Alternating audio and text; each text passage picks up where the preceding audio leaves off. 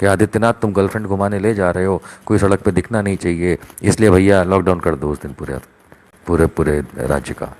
शिवराज सिंह चौहान, नया घोटाला कर रहे हो क्या व्यापम जैसा कि कोई दिखना नहीं चाहिए और संडे के दिन सब लोग घर पे बैठे रहो। जनता को चूतिया बनाने का जो इनका काम रहा, इस देश की जनसंख्या 130 करोड़ है, पकड़ के उल्टा टांगेगी देखना।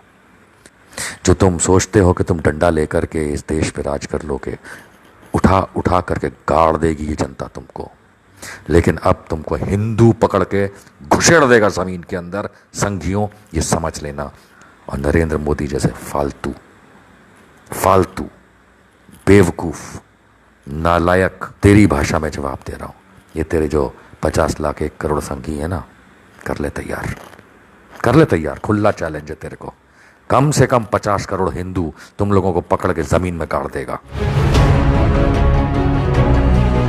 ये परिवार का है कोरोना वायरस के, उससे तो इससे ज्यादा लोग मरते हैं, इससे ज्यादा लोग बीमार पड़ते हैं। इसी तरीके से और बहुत सारी बीमारियां हैं जो इस देश में होती हैं। आप देखिए, कहीं बिहार में चिमकी बुखार हो जाता है, सैकड़ों लोग मर जाते हैं। कहीं आपने देखा ही था गोरखपुर के हॉस्पिटल की हालत के बच्चे एकदम से, मतलब कहीं हैजा से मर रहे हैं, कहीं किसी चीज़ से मर रहे हैं। तो होता है। तो कभी क्या किसी ने टेबल बना करके कैलकुलेट किया कि क्या ये बीमारी इतनी भयंकर है? और ख़ास करके तब जब ये दिखाते हैं कि कोरोना के पेशेंट साहब, जैसे इस समय हम बात कर रहे हैं, तो 10,86,000 का फिगर क्रॉस कर चुका है इंडिया। बाय द टाइम आज रात को आप सोने जाएंगे 11 लाख हो चुके होंगे पेशेंट्स, जिसमें से बहुत बड़ी मात्रा में रिकवर भी कर चुके हैं और कई हज़ार की मृत्यु भी हो चुकी है। लेकिन बहुत इम्पॉर्टेंट है समझना दोस्तों कि जो कई हज़ार की मृत्यु हुई है, क्या कि कोरोना वायरस से हुई है? मुझे याद पड़ता है अमेरिका और इटली तो इस बात को ऑफिशियली मान चुके हैं कि जो भी मर रहा था उसको हम कोरोना की डेथ गिन रहे थे। उस ज़माने में भारत भी वही कर रहा था।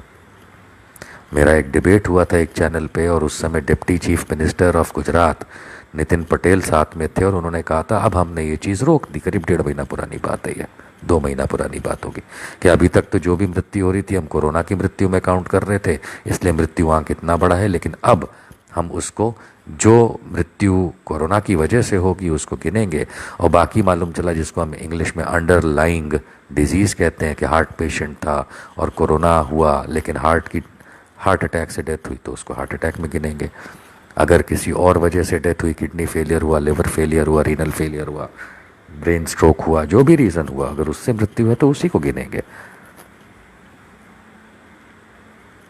यानी कि ये जो 26,000 कुछ आंकड़ा दिया हुआ है अभी तक का भारत का, ये पूरी तरह सही नहीं है, इनफैक्ट पूरी तरह गलत है।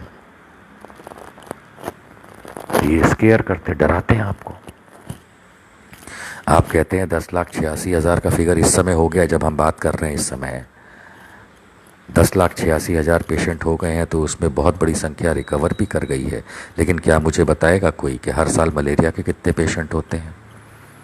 हर साल वायरल फीवर पे कितने करोड़ लोग बीमार पड़ते हैं? कितने करोड़ लोग भारत में वायरल फीवर के बीमार पड़ते हैं? उनमें से कितने हज़ारों की मृत्यु होती है? कभी लॉकडाउन किया आपने? नहीं। वायरल फीवर इससे ज़्यादा खतरनाक है। फिर आप अपने चमक चंदू लगा देते हैं, रामदेव जैसे गधे जो दवाई बना देते हैं, फिर पीछे भाग जाते हैं और आप उनको जेल में तक नहीं डालते। फिर आपके बदतमीज़ मीडिया वाले जैसे सुधीर चौधरी पूरा टाइम घिसते रहे कुत्ते की तरह, मरकज़ मरकज़ मरकज़। और जब जी न्यूज़ का हेड ऑफिस नोएडा में खुद मरकज़ बन गया कोरोना वायरस का मीडिया में, तब उठा करके आपने उसको जेल तक में नहीं डाला। क्यों? क्योंकि आप एक स्कैम कर रहे हैं। भारत में ये बहुत बड़ा स्कैम है। लोगों को आज भी, आप याद करिए 25 अप्रैल से सुविधाएं छूट मिलने लगी, चाहे लॉकडाउन 4 चल रहा था, लेकिन उसमें रिलैक्सेशंस मिलने लगे कि ये चीज़ खुल जाएगी, वो चीज़ खुल जाएगी। और मुझे याद है 25 अप्रैल से इन्होंने कहना शुरू किया था भारत सरकार ने कि अब इंडस्ट्रीज़ चालू हो जाएंगी, अब कंस्ट्रक्शन चालू हो जाएगा, और साथ ही साथ वो मज़दूर को घर भेज रहे थे ट्रेनें चला के, और नहीं भेज रहे थे तो बसें लगा, लोग बसों से भेज रहे थे, मज़दूर पैदल मरता हुआ जा रहा था। आई मीन कोई गधा है जो इस बात को नहीं समझ सकता क्या कि आप कहते हैं कि इंडस्ट्रीज शुरू हो जाएंगी और आप खुद मजदूर को घर वापस भेजते हैं। इंडस्ट्रीज में कौन काम करेगा? अमित शाह, राज्यवर्धन राठौड़, ओ राजनाथ सिंह या स्मृति ईरानी। ईंटें कौन उठाएगी? स्मृति ईरानी उठाएगी। सीमेंट उठाने के लिए हेमा मालिनी आएगी। और गारे मिट्टी का लेप कौन लगाएगा? प्रज्ञा ठाकुर। आई मीन आप देश को गर्क में पहुंचा रहे हैं, आप गलत कर रहे हैं। लॉकडाउन ही गलत था, लॉकडाउन ही गलत था, उसका तरीका गलत था। या तो वो समय से हो जाता और पता चल जाता। अब आज आप देखिए 25 मार्च से आज तकरीबन 4 महीने पूरे हो रहे हैं, है ना। क्या हुआ लॉकडाउन का असर? 550 मरीज से आज आप 10,86,000 पे पहुंच गए। अर्थात ये चीज़ रुकने वाली लॉकडाउन से तो कतई नहीं है। तो ये भारत सरकार इस तरीके का लॉकडाउन क्यों कर रही है? नहीं, आप खुद सोचिए।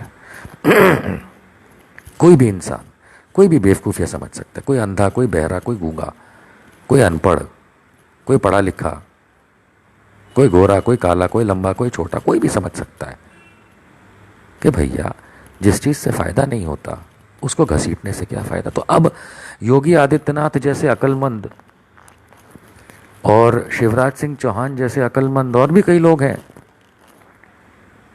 ये कोई 2 दिन का हफ्ते में लॉकडाउन लगा देगा कि शनिवार रविवार उत्तर प्रदेश बंद रहेगा।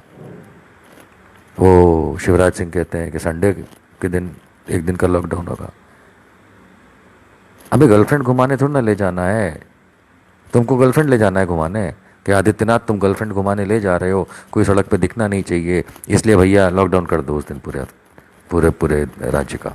शिवराज सिंह चौहान नया घोटाला कर रहे हो क्या व्यापम जैसा कि कोई दिखना नहीं चाहिए और संडे के दिन सब लोग घर पे बैठे रहो। जिस चीज़ से, अर्थात जिस प्रोसेस से, जिस फिनोमिना से अगर कुछ फ़ायदा नहीं हुआ है, उल्टा 550 से आज हम 4 महीने बाद 11 लाख पहुंच रहे हैं, तो what is this nonsense called lockdown? आपके पास टेस्टिंग नहीं है। 2-2.5 महीना पहले हम डिबेट करते थे कि सिर्फ 2000 पर 10 मिलियन, अब सॉरी माई मिस्टेक, 2000 पर 1 मिलियन, 1 मिलियन होता है 10 लाख, कि भारत की जो टेस्टिंग एवरेज थी पेशेंट्स की नहीं, लोगों की, वो थी 2000 लोग पर 10 लाख। आज वो करीब 8000 के आसपास घूम रही होगी, 9000 के आसपास घूम रही होगी पर 1 मिलियन, जबकि दुनिया 1 लाख लोग टेस्ट कर रही है हर 10 लाख लोग पे। और तब हमारे पास 11 लाख मरीज होने को आ रहे हैं। अगर हम उस दर पे टेस्ट करने लगेंगे तो हमारे पास तो कई करोड़ मरीज होंगे। ठीक है, होंगे भाई। वायरल फीवर होता है कि नहीं होता है? आप लोगों को सबको वायरल फीवर हुआ है। ये वीडियो इस समय देखने वाले, रिकॉर्डिंग देखने वाले और ना देखने वाले, सबको वायरल फीवर होता है। साल में एक बार तो होता ही होता है, अंदाजन आधी से ज़्यादा जनता को। वो भी तो वायरल ही है, उसकी कोई दवाई नहीं होती है। वायरल फीवर की कोई दवाई नहीं होती है, किसी भी डॉक्टर को पूछ लीजिए। बस थोड़ा सा बुखार कम कर देंगे और टाइम पास कि भाई घर पे आराम से रहो, परहेज़ करो खाने पीने का, ताकि वायरस को हम ओवरकम कर सकें। यही तो है, यही तो हमारा सेल्फ क्वारंटाइन है। इसमें भी कि भैया 1 हफ्ता 2 हफ्ता घर में रहो, अलग से रहो, ज़्यादातर केसेस तो उसमें ओवरकम हो जाते हैं। तो यही तो वायरल फीवर है। आपको थोड़ा दवाई दे देंगे, बुखार कम रहेगा, ऑक्सीजन लेवल कम हुआ तो ऑक्सीजन दे देंगे। यही तो होता है वायरल। वायरल होता क्या? ये वायरल ही तो है, और है क्या? और आपने इसको इतना बड़ा बना दिया।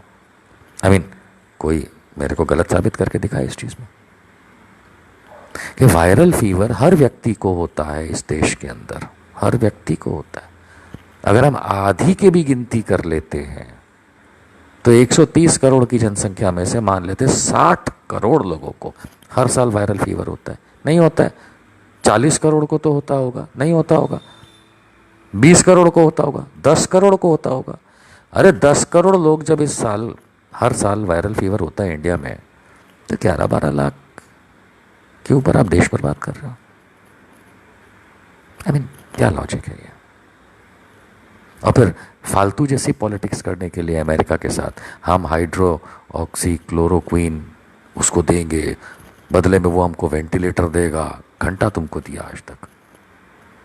उधर विजय रूपाणी जैसे बेवकूफ़ जिसको हिंदी बोलनी नहीं आती है, वो इन चैनलों पे बैठ करके हिंदी में यूपी के, गुजरात के चीफ मिनिस्टर विजय रूपाणी साहब जाने क्या क्या बकवास करते हैं, और अपने दोस्तों से ऐसे वेंटिलेटर खरीदते हैं जो वेंटिलेटर ही नहीं, वो भी स्कैम करते हैं। 2000 रुपये हम हर गरीब को देंगे, मेरे को बताओ किस किस को दिया। बाद में निर्मला ताई तो खड़ी हो जाएंगी बोल के, ये देखिए बैलेंस शीट हमने तो दिया, और मैं जिस गरीब को पूछता हूँ उसको तो मिलता नहीं है।